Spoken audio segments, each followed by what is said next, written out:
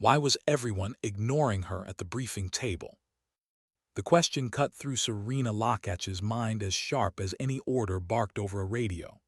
She sat at the far edge of the oak table, a notebook in front of her, uniform pressed, her shoulders squared with discipline she'd mastered long before most of these men had earned their rank.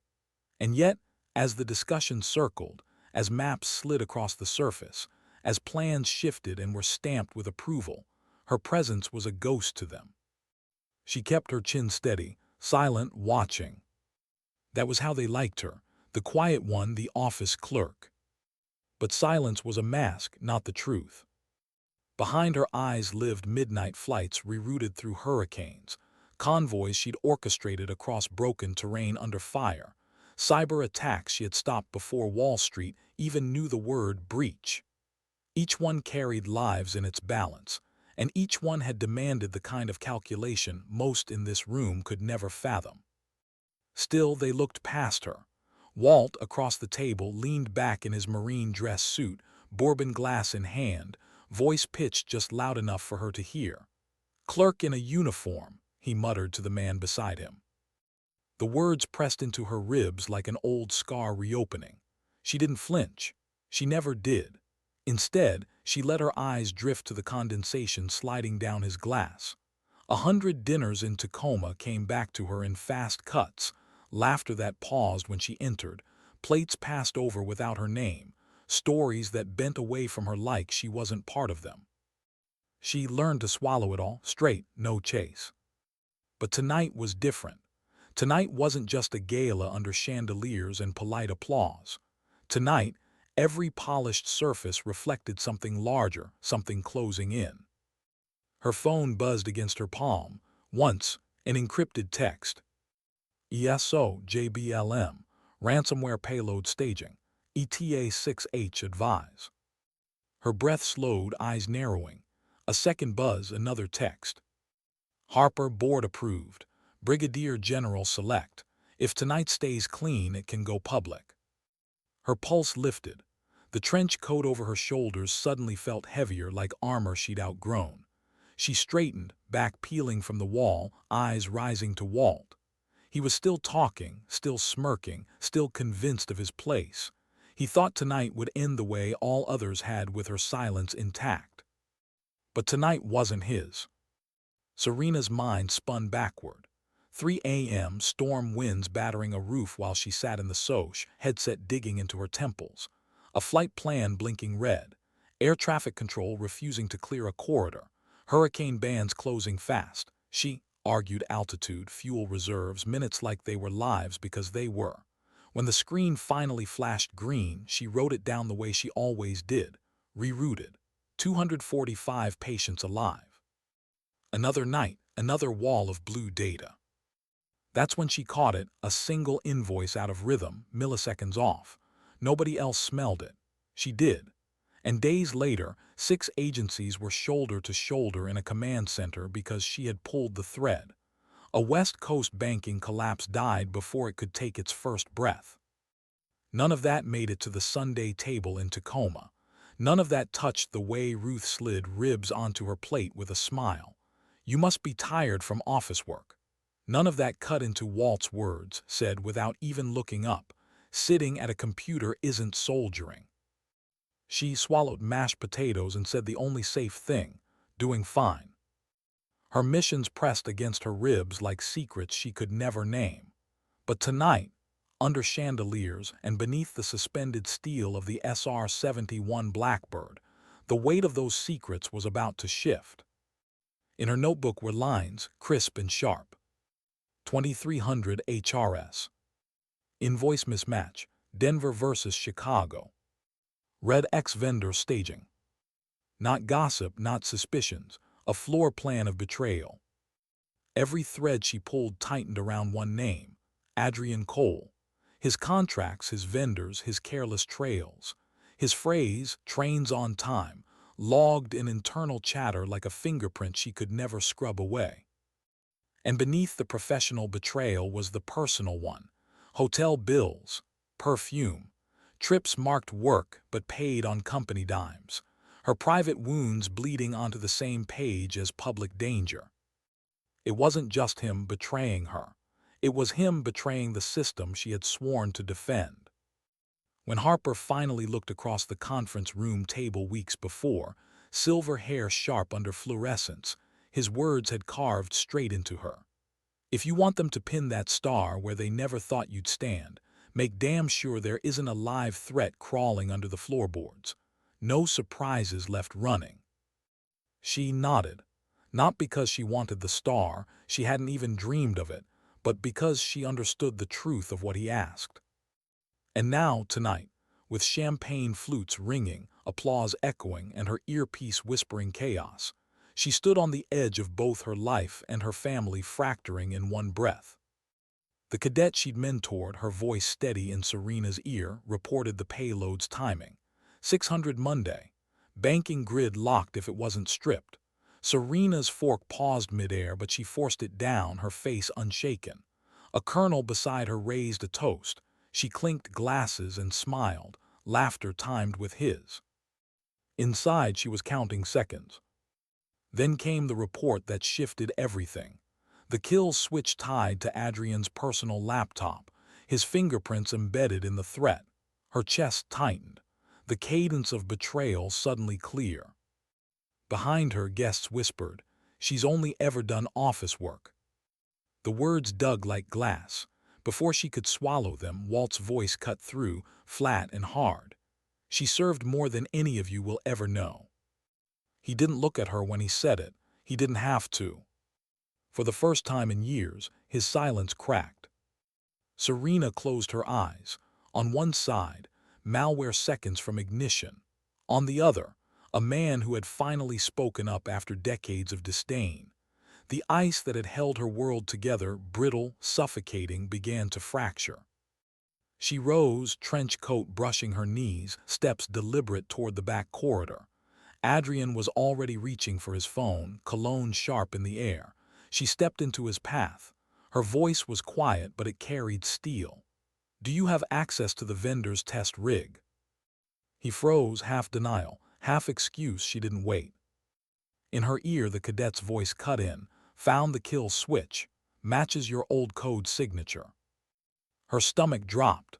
3 years ago, she had written that sequence as a prototype safeguard, twisted now into a weapon. "Payload neutralized," the cadet whispered. "All systems clear." Serena stood silent as Harper's call came through. His voice steady, certain. "Field is clean. If you want the star, they'll pin it tonight, right there in front of them all." She drew in a slow breath. The trench over her shoulders felt like a shell she no longer needed. The chandeliers glowed, chairs scraped. Guests gathered their coats.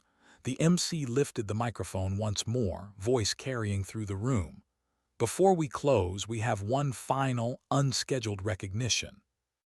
Serena rose. Each button of her coat snapped open with the echo of a door unlatching. The trench fell from her shoulders in a hushed whisper onto the stone floor. Gasps rippled.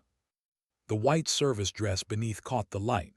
At her collar, 2 silver stars gleamed. The room stilled. A glass shattered at the back. Adrien froze, Walt's jaw locked.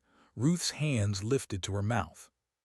Serena began to walk, heels clicking against marble, deliberate, unhurried. The trench, her shell, left behind. The MC's voice resonated steady. "Brigadier General Serena Lockatch." And for the first time, she allowed herself to step fully into the light they had all tried to deny her. What happens when applause dies, but silence refuses to leave? The thunder of ovations still echoed against the Museum of Flight's walls, but Serena felt none of it in her chest. She stood at the podium with the stars newly pinned to her collar, her body steady though her pulse ran like a drum beneath her skin. Applause was only noise. It wasn't vindication. Vindication lived in the years of quiet service no one had seen, in the long nights when her decisions carried strangers to dawn alive. As the crowd's clapping fractured into murmurs, champagne flutes rising again like nothing had shifted, she caught Adrien's stare across the hall. He hadn't moved. His face was pale, lips parted, eyes fixed on her as if the uniform, the stars, the weight of who she was had materialized from thin air. In truth, it had been there all along. He had just chosen not to look. She let her gaze rest on him for only a moment before turning away. Tonight wasn't about his recognition. General Harper's hand had been firm when he pinned the insignia, his eyes meeting hers with a rare softness. He didn't need to speak. The message in his grip was clear. You've earned this, on your terms. Later, as the crowd trickled toward the exits, Serena stood alone in the side room, the air quieter, the smell of champagne and perfume lingering. The notebook sat in front of her on the wooden table, its spine heavier tonight than ever before. She opened it without hesitation.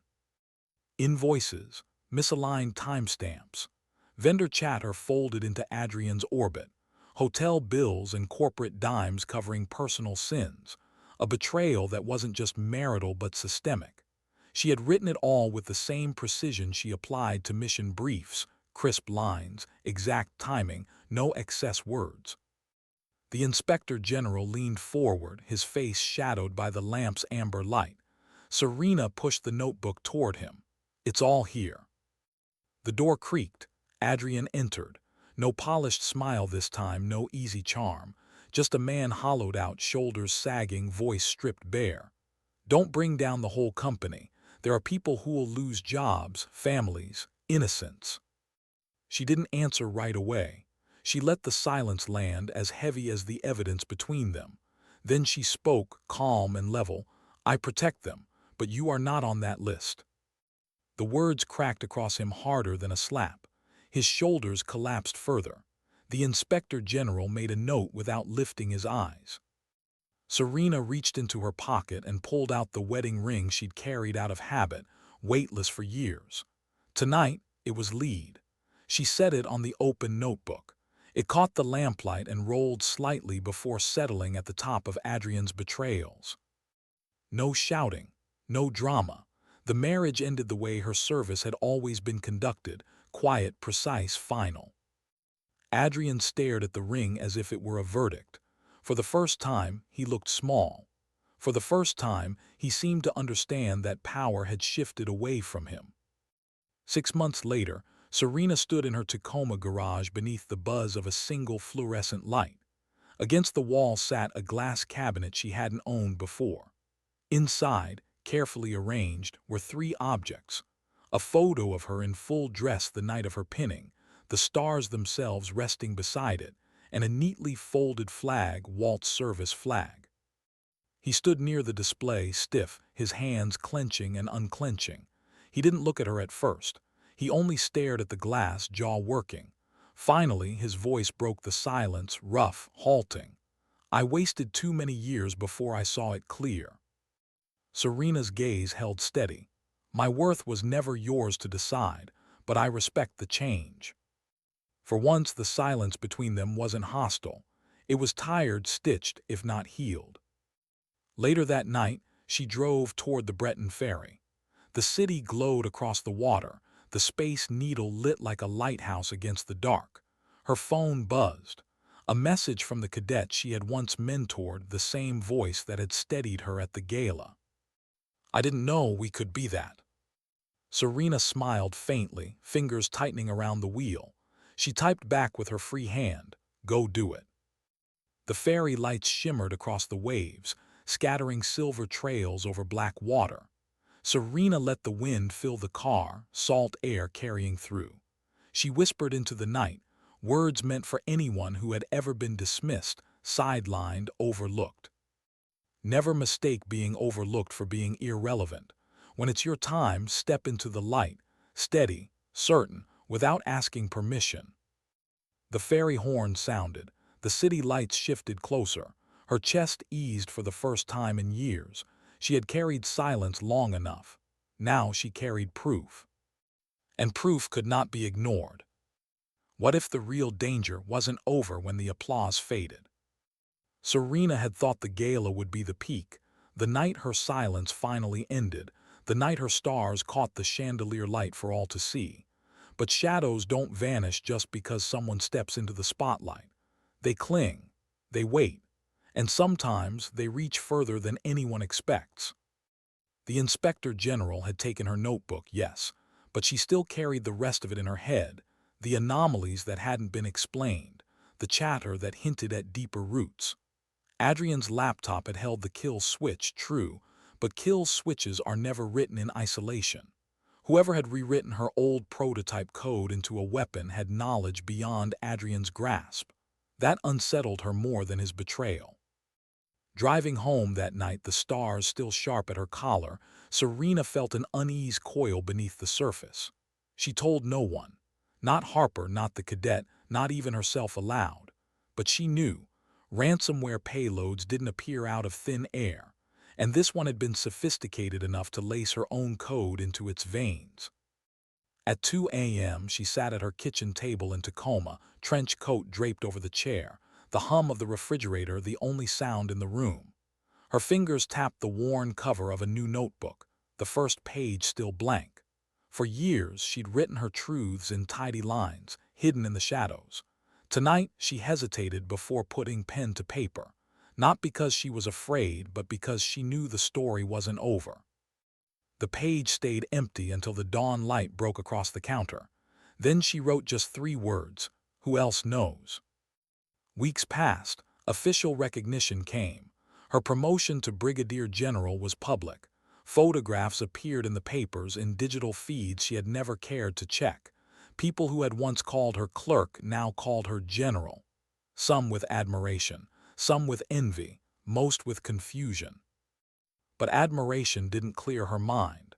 Envy didn't answer the question. And confusion didn't erase the anomaly she still felt pulsing beneath the system. It was during a routine SOC review, her first in her new role, that she noticed it. A vendor report buried deep, a timestamp half a second out of sync with its network traffic. Tiny, almost invisible, almost. Her pen hit the page again, crisp, red ink. Denver node, 0.5's delay, echo of last year. She didn't mention it during the debrief, didn't point it out to the analysts who were eager to impress their new commanding officer. She just noted it, folded the page into her pocket, and left the room with her jaw tight. That night she met Harper in his office. The man's presence was as cutting as ever, silver hair, sharp eyes, a stillness that felt like it could shatter glass. "What are you not saying?" he asked before she even sat. She laid the folded page on his desk. He studied it, then lifted his gaze. "You think the gala was just the surface." Serena didn't flinch. "I know it." Harper leaned back, fingers steepled. "Then you need to go deeper, quietly. If you're right, we're looking at an enemy inside the walls." The phrase struck her harder than she expected. An enemy inside the walls. Adrien had been one, but he hadn't been alone. That night Serena called the cadet, not for orders, for trust. The girl's voice came over the line, steady as ever. "I'm with you, ma'am." They began tracing the echoes. Vendor logs, misaligned timestamps, anomalies too consistent to be random. Piece by piece, a picture formed but never complete. Each thread they pulled led not to answers but to further shadows. One night at 3 a.m., Serena sat in the SOC again, headset pressing into her temples. Blue monitors glowed around her, logs scrolling faster than most eyes could follow. Her own reflection stared back in the glass, the stars on her collar gleaming faintly in the dim light.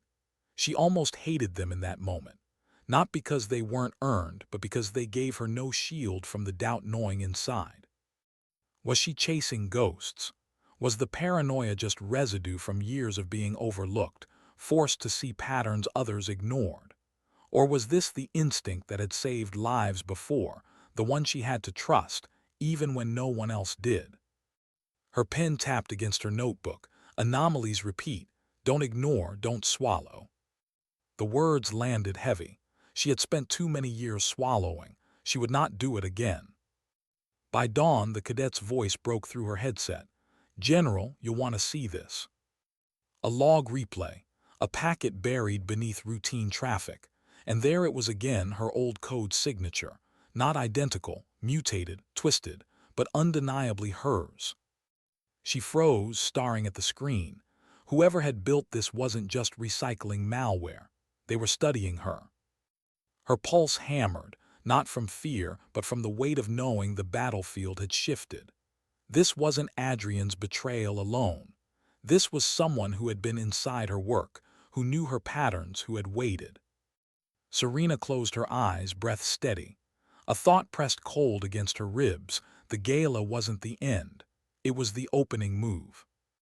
When she finally looked at the cadet, her voice was steady, though every word carried iron. "We don't tell anyone, not yet. Not Harper, not the board, not until we know how deep this runs." The cadet nodded. "Yes, ma'am."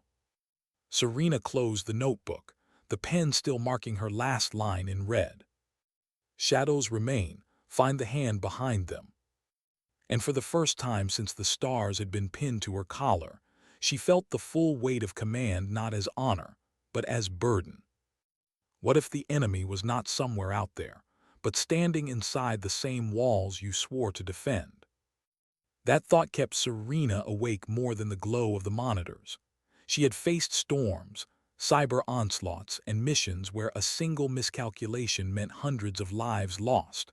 But nothing rattled her like the quiet certainty that someone was watching her, someone who knew her code, her patterns, her very breath.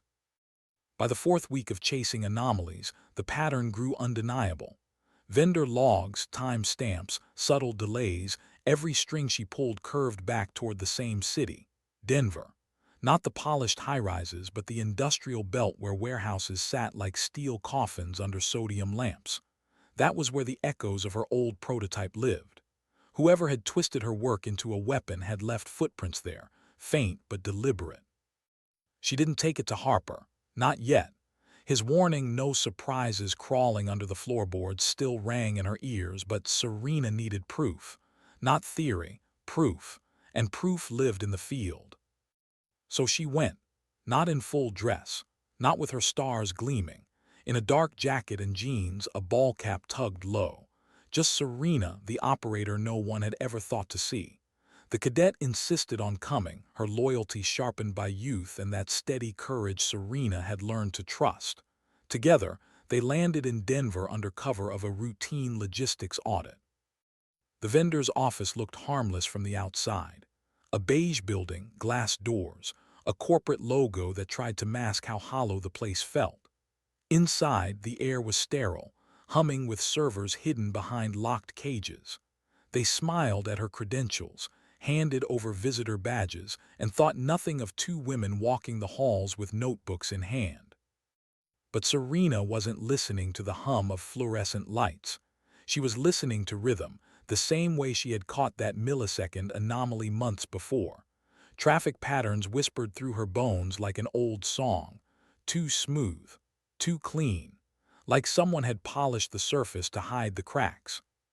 "Do you feel it?" she murmured to the cadet. The younger woman tilted her head, eyes sharp. "It's rehearsed." "Exactly."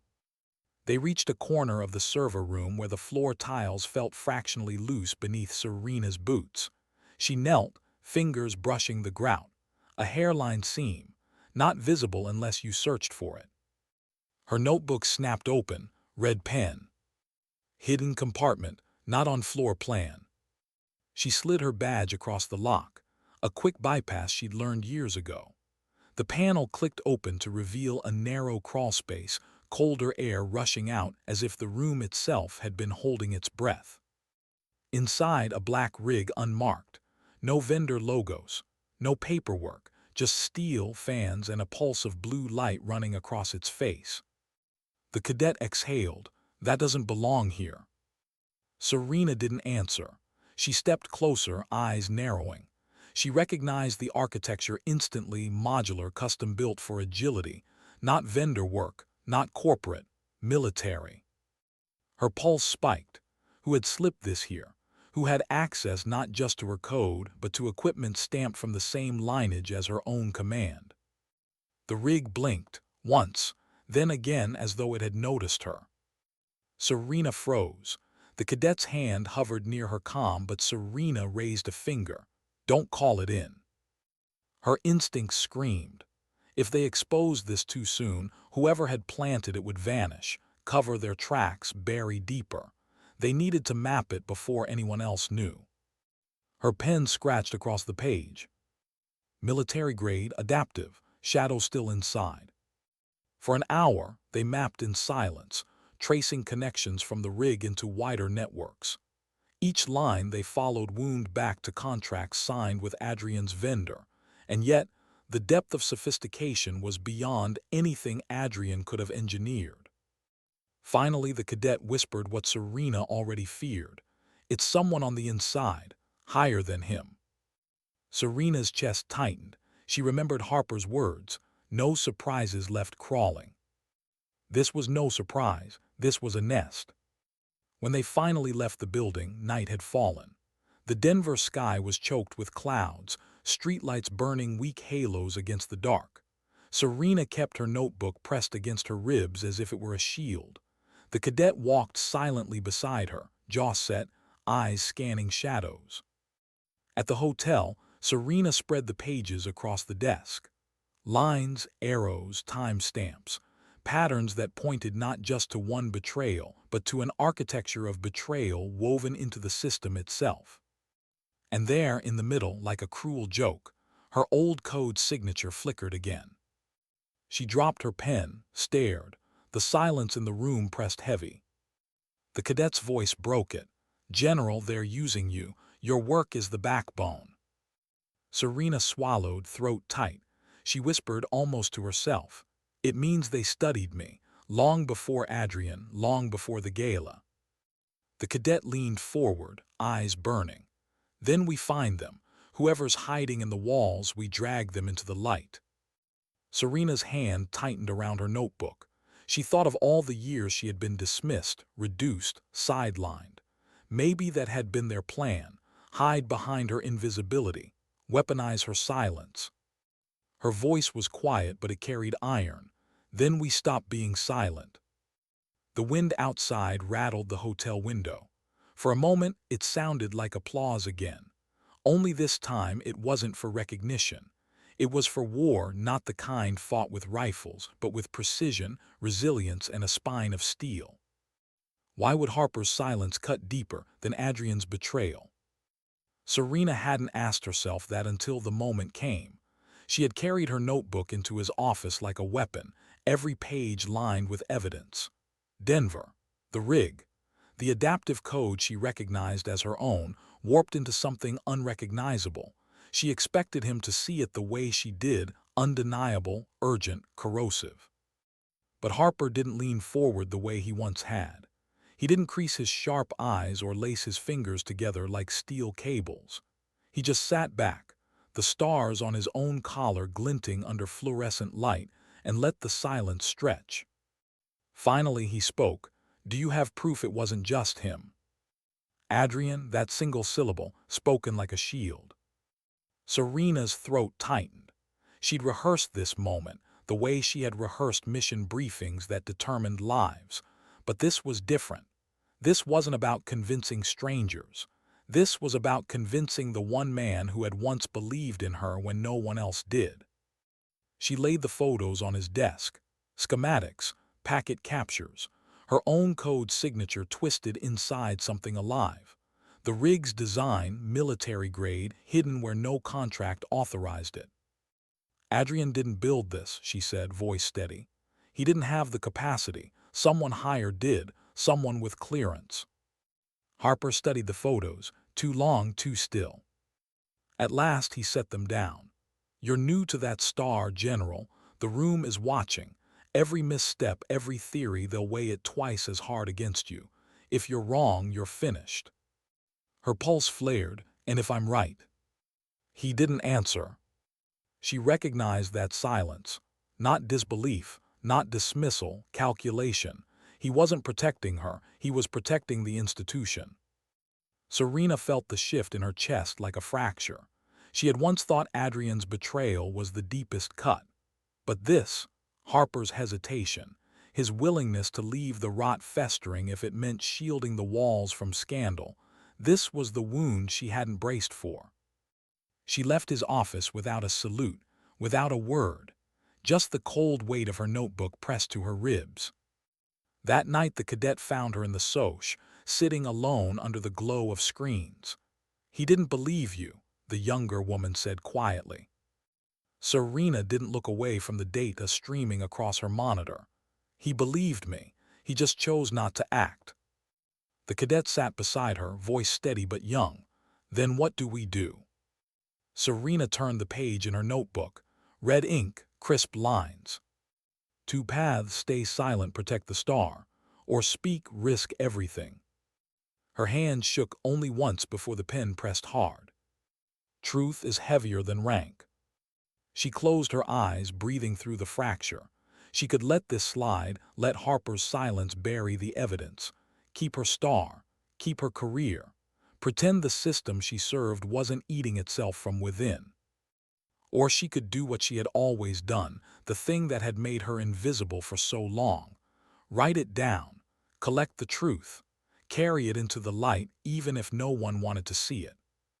The cadet's voice was barely a whisper. "If you go forward, they'll come for you." Serena finally looked at her. The girl's face was lit blue by the monitors, steady, unflinching. She reminded Serena of herself years ago, except Serena had never had a mentor stand beside her then. Her voice was quiet but resolute. "Then we let them come." She leaned closer to the screens, chasing anomalies that pulsed like faint heartbeats in the system. Each one a breadcrumb, each one proof. For days, Serena worked in shadows, the cadet at her side. They traced packet trails into government contracts, followed invoice ghosts into accounts that didn't exist. Every lead circled higher, beyond Adrien, beyond vendors, into halls where generals walked. Her pen scrawled across the page. Inside the walls, wearing the same uniform. The realization landed cold. Whoever this was, they weren't just using her code. They were hiding behind the same flag.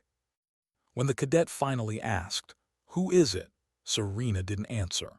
She wasn't ready to speak it aloud. Nomming it made it real. Nomming it meant war not against enemies abroad, but against the very structure she had spent her life protecting. One night she stepped outside the soch for air. The base was quiet, stars sharp against the black sky.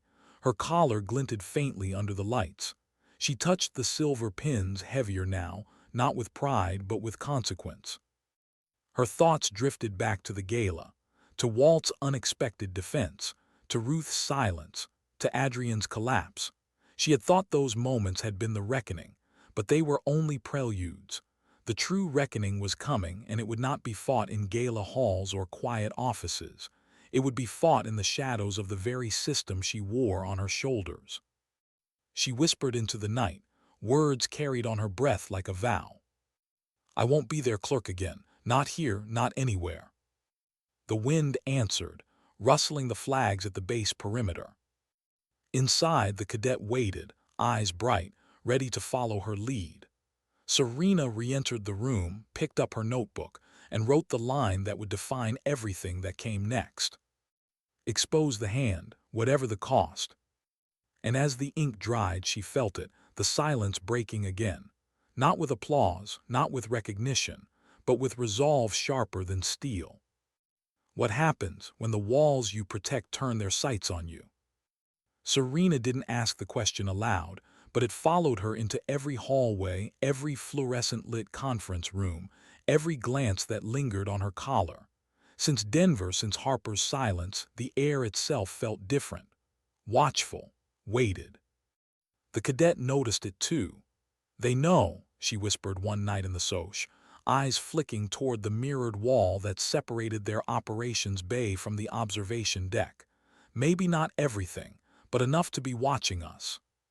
Serena's pen hovered above her notebook. She wrote without looking up. Observation equals confirmation. She didn't need cameras to tell her. The system was already reacting. Paperwork delayed. Briefings reshuffled without her name. Access to files she once opened freely now marked restricted. The machine had noticed her digging. and machines didn't hesitate when they decided to protect themselves.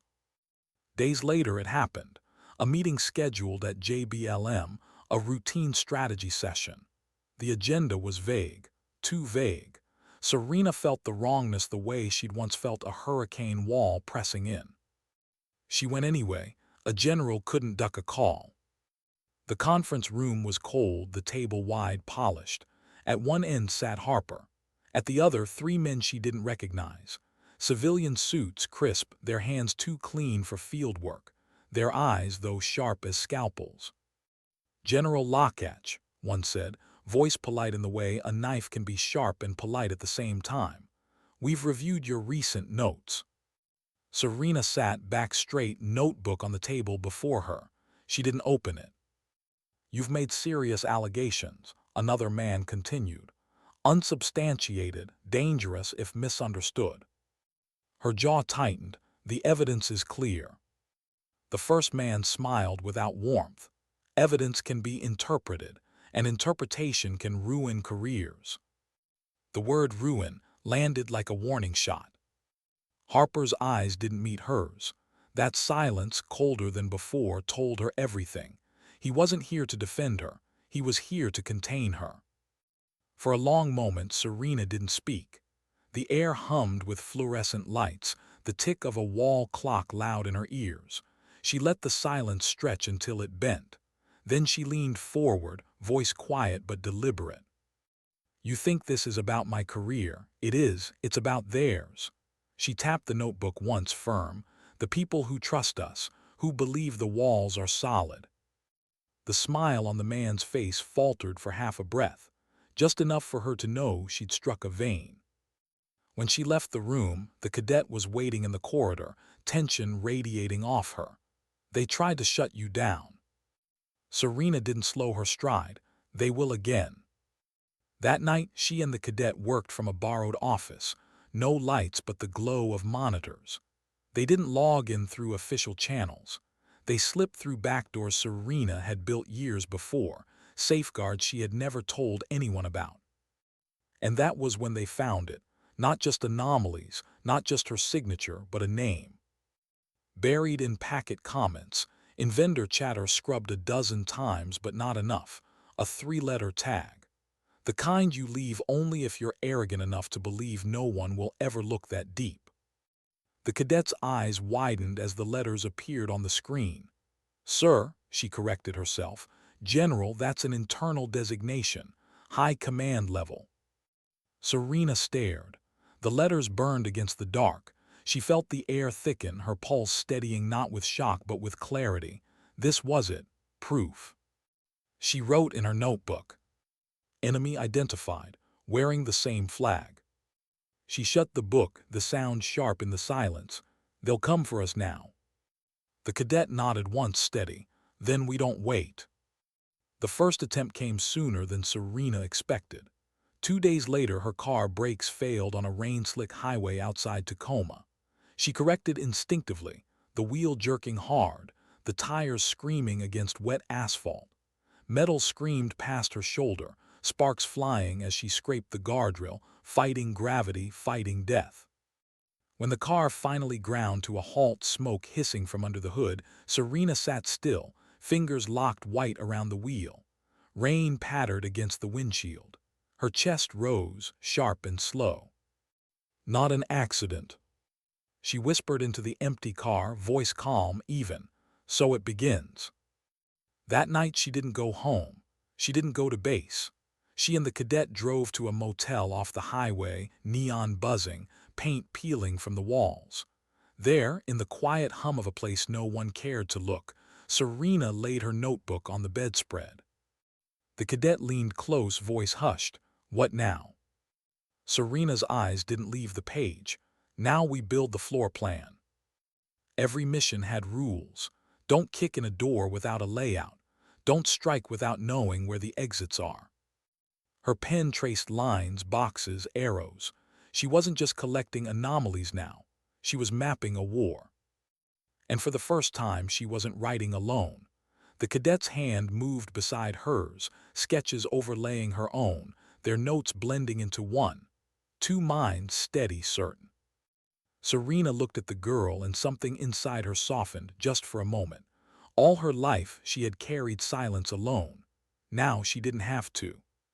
Her voice was quiet but resolute. They tried to erase me once. Clerk, invisible, they won't do it again. Not to me, not to you. The cadet's eyes burned. Then we fight. Outside rain still fell. But inside that cheap motel room, under the buzz of neon, two women sharpened their resolve into steel. The silence had broken, and nothing could stitch it back again. What if the truth itself was a weapon too sharp to hold? Serena asked herself that as she sat in the motel room, notebook open on the bedspread, the cadet's handwriting bleeding into hers. The pages had grown dense, schematics, fragments of conversations, anomalies tied together into a lattice of betrayal.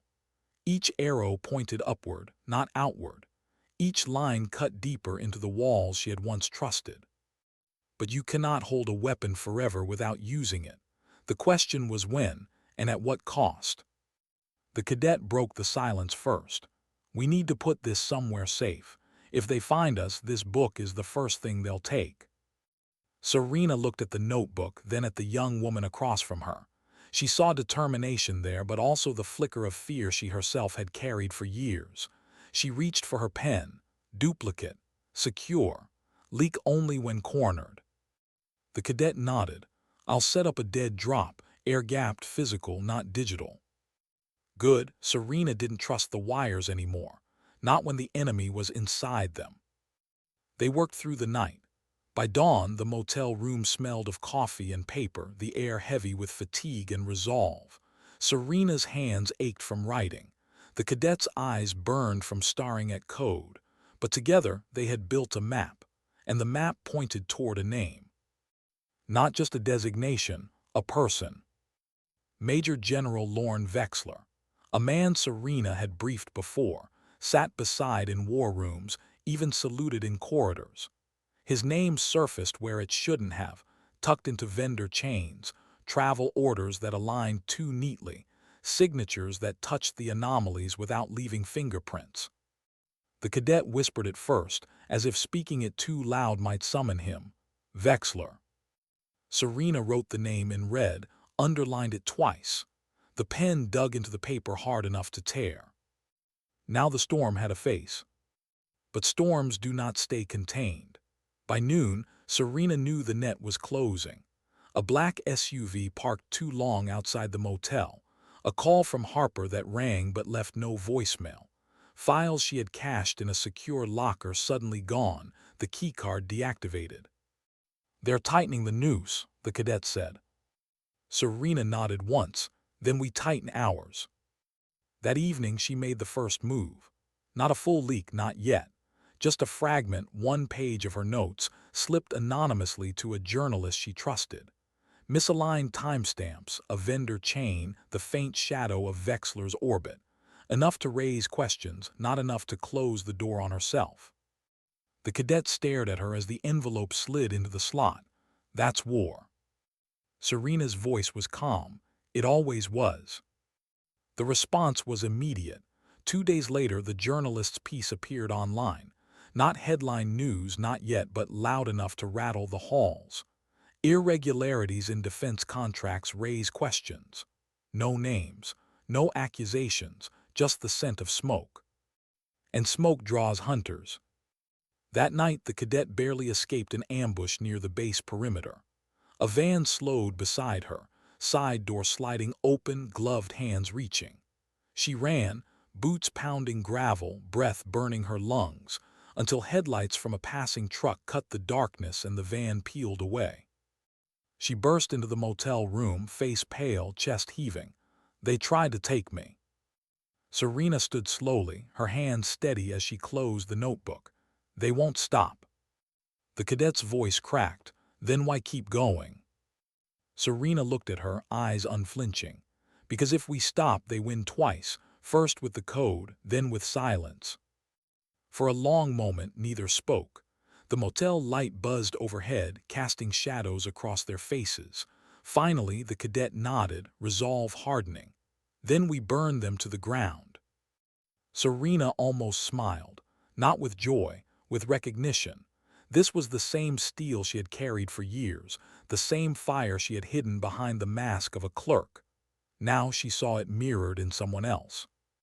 That night, she wrote her final line before sleep overtook her. "Truth is not a weapon to hold. It is a weapon to release." And as the ink dried, she knew part of her life was ending. Not the part where she fought in silence, but the part where she fought alone. The storm was here, and she was ready to step into it. What if the end of silence demanded the end of safety? Serena asked herself that as she walked into the final room, the notebook pressed against her chest like a second spine. She had carried it through storms, betrayals, ambushes. Each page was a scar, every line a fracture turned into proof. And now it was the only weapon she had left. The cadet walked half a step behind her, jaw tight, eyes sharp.